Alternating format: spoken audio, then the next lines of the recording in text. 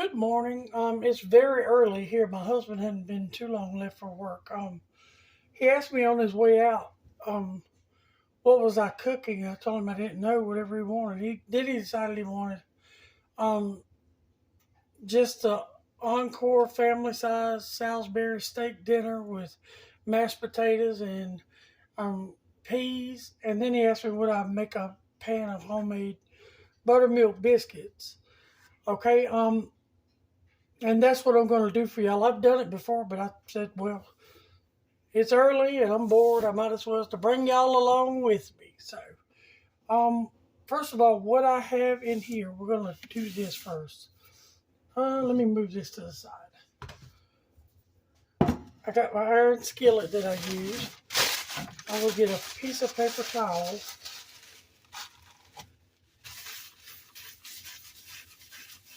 And we're just going to use some vegetable shortening to oil it good. There we go. Now, we're going to set that to the side. Put that in the sink for now. Now, I don't have any liquid buttermilk, but my friend Jacqueline in Florida gave me this, and I've used it several times. It's really good, and it lasts forever. I've been using this probably 4 years. It only takes this much. Is going to make everything I need, but you want to make sure it's crushed good. If there's a few lumps in it, it doesn't matter. Sometimes it gets a little lumpy, and instead of water, I'm going to use just whole milk to make it. But you can use just regular tap water, or cold water would be best, not just tap. Okay. All right. We're going to sit. I got my oven preheating to 410. All right. I'm going to set my buttermilk to the side, and I'm going to show you. You just have to do this really slow to get it started, because you want it mixed very well.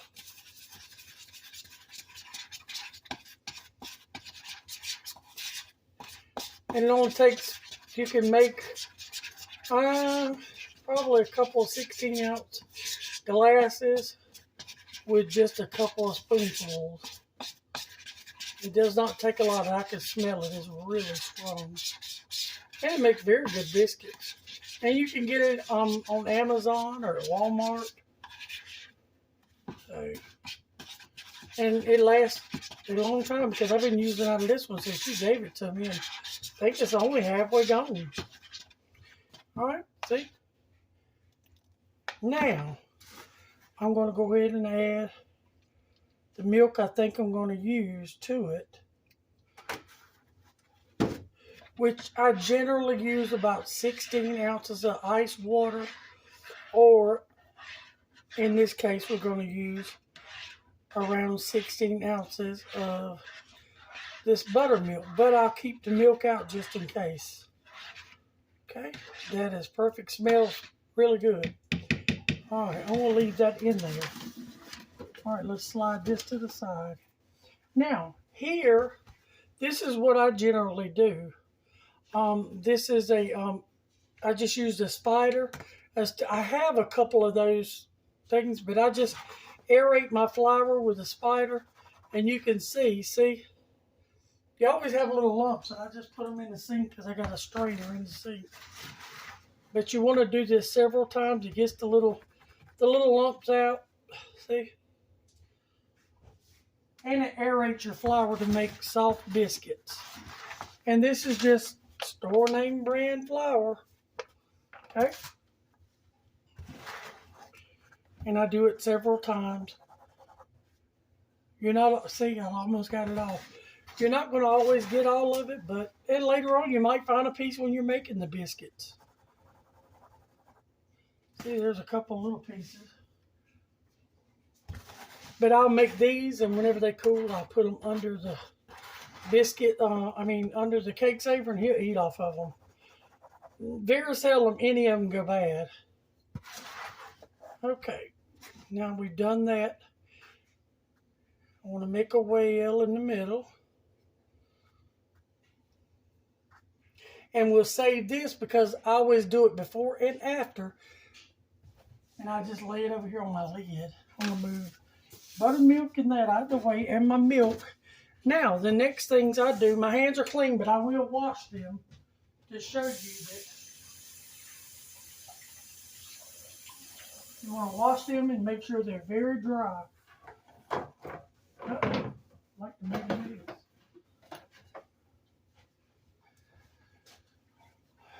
All right, I got my skillet over here beside of me. And whenever I get through, we'll switch sides so you can watch how I put them in there. Let's see, I'm making squeeze, y'all. I got my, this is what I keep my vegetable shortening in the refrigerator. And I usually only buy vegetable shortening very seldom here and there. I think y'all may be able to see both like that. That's what I kind of was hoping. I didn't want to get my tripod out for this because it was better with the front view. So now, vegetable shortening, you'll just have to watch because I've done this so much it's kind of hard to give an exact. So, but even though this is self-rising flour, I still keep a thing of baking powder. And I got my salt over here because I put salt and a little extra baking powder in it. So I generally use about that much right there, a little more. Okay, and see this shortening, since I keep it in the back of the refrigerator, is ice cold. Now let's take our lid off our baking powder. I just want to sprinkle a little bit on it, maybe a half a teaspoon. And no more. That's just to give it a little extra rise. And I always put about a half a teaspoon of salt in it just to give it flavor. Okay.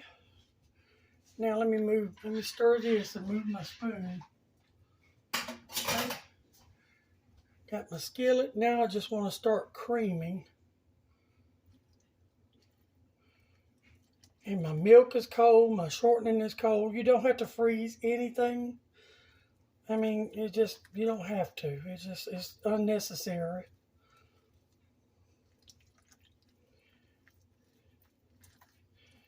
You just want to cream everything together, knocking little bits off the side.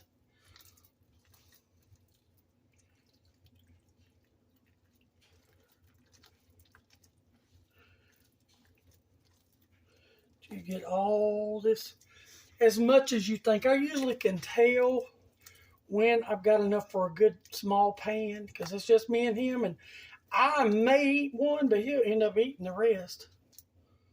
He sure will.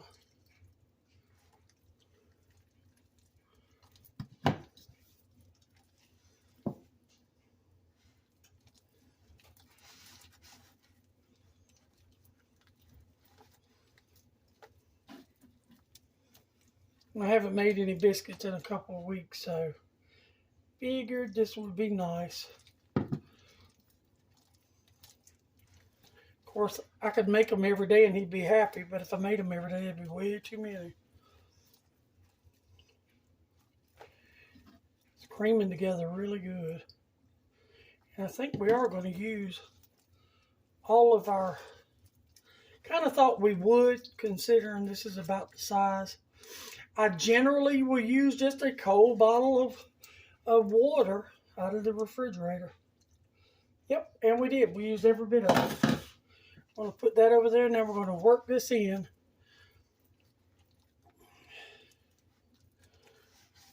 This is where you cream it and get it all going. And sometimes you can make your bread up like this and still not even use all of it. Alrighty. That should do it. Now you want to sort of squeeze it like that. Want to try to get it all off of your hands. Now what I generally do is I'll take some extra flour and go over here to the sink and just rub it, and it'll get all that flour off of my hands.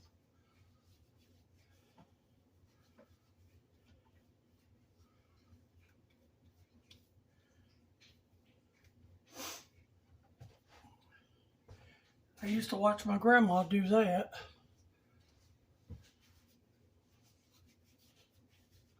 And that way you don't have to wet your hands and dry them and do all that and touch everything. See?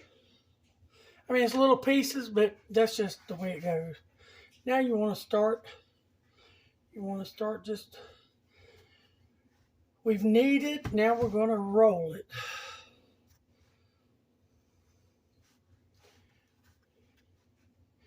And you don't want to overwork this. You want to kind of be gentle, and you'll know whenever it's through because it'll hold together. Okay. Yeah, this is actually going to make a pretty good bit more than I wanted, but that's all right. And I may put it on something else because he'll eat it. He will eat it. Trust me, he will eat it. God, he probably can eat 3 or 4 at one sitting.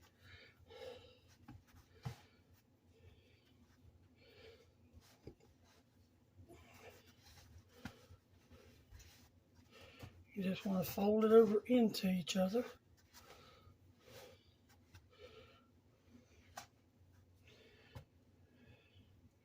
Now, it has tightened up. It doesn't matter if it's pretty or whatever. It's gotten right where I want it. Now you want to flour your hands like that. I usually pinch off a fistful, and then I just roll and tuck, roll and tuck, roll and tuck, roll and tuck. See? You get them all in there, and you flour your hands again, and find you another chunk and roll and tuck.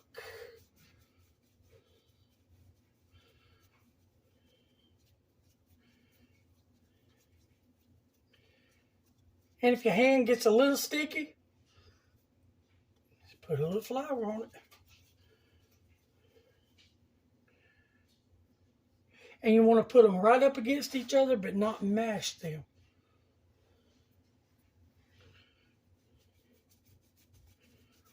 And you make your biscuits as big as small as you want. Some people make big giant cat head biscuits. So it's all up to you. Your biscuits, and make them like you want them. I usually do this, so mine usually turn out around all the same size.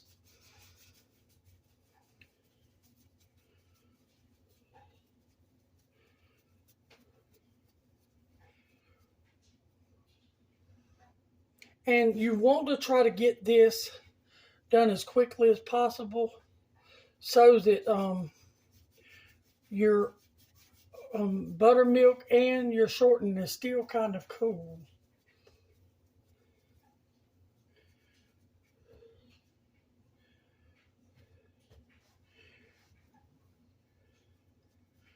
I don't heat my skillet. It's on 410. The oven will do the work and they'll slowly rise. It only takes them about 15, 16 minutes to bake.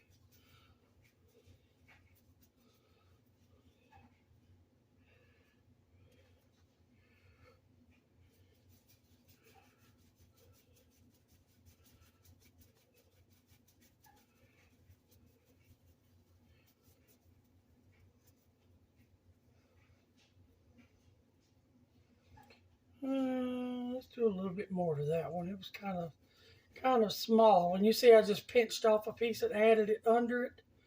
And you want to just roll it in to sort of knead it together because it was kind of small. And you can usually judge whenever you're looking at it if it's too small or sometimes too big. Because I see one over there that's probably a little too big, but it's all right. We're going to let it go. This sort of has the consistency of a soft Play-Doh. And they're not all going to be perfect. They're going to crack up and all kinds of stuff. So, and I don't think it's going to be enough to make another pan. And whenever it's like that, you just want to sort of knead it in your hand.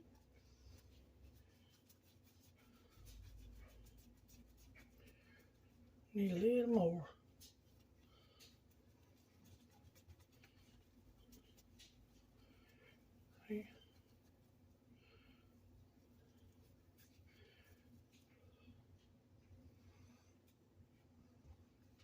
Yeah, it's not. We're going to have enough. There'll be one left over. And that's not enough to bake a whole nother pan. I'll scoop all of this out. I'll show you what I'll do. And I keep a slop bowl over here for the pigs every day, and he empties it every single day.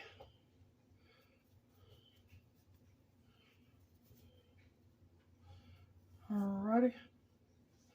Move this over. I'm going to show you. See? Now you just want to pat. You don't want to mash. You just want to pat the tops. Now let me set these in the oven and I'll show you what we're going to do.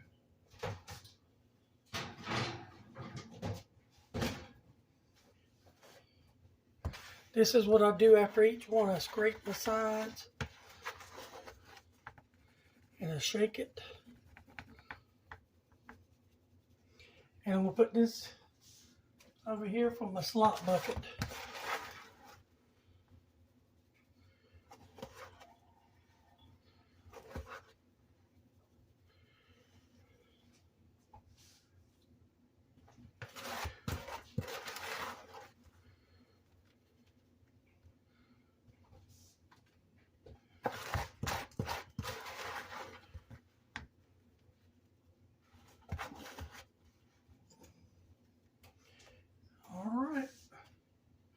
And then I can wash that, and this is good to go to be put up. All right, I'll bring you back whenever the biscuits get done. Okay, I am back. I have 2 plates. I'm going to show you what we're going to do. My biscuits are done. That's the pan. First, you want to turn them out like that. Let me sit this down. It's hot. Then you take your other plate and you put it on top. And there's your pan of biscuits. So I hope this helps. There again, you can't really give exact measurements whenever you do hand rolled biscuits. It's really quite hard. So just as fluffy and tender. But you have to just practice and play it by ear. So not much you can do about it. I'm just pulling them all apart so when I put them in the cake saver, they'll be kind of cool. All right, well, I hope this helps. I will put instructions and ingredients down below, but the ingredients kind of depends on how many biscuits you want to make. Again, love you. Thank you. Bye.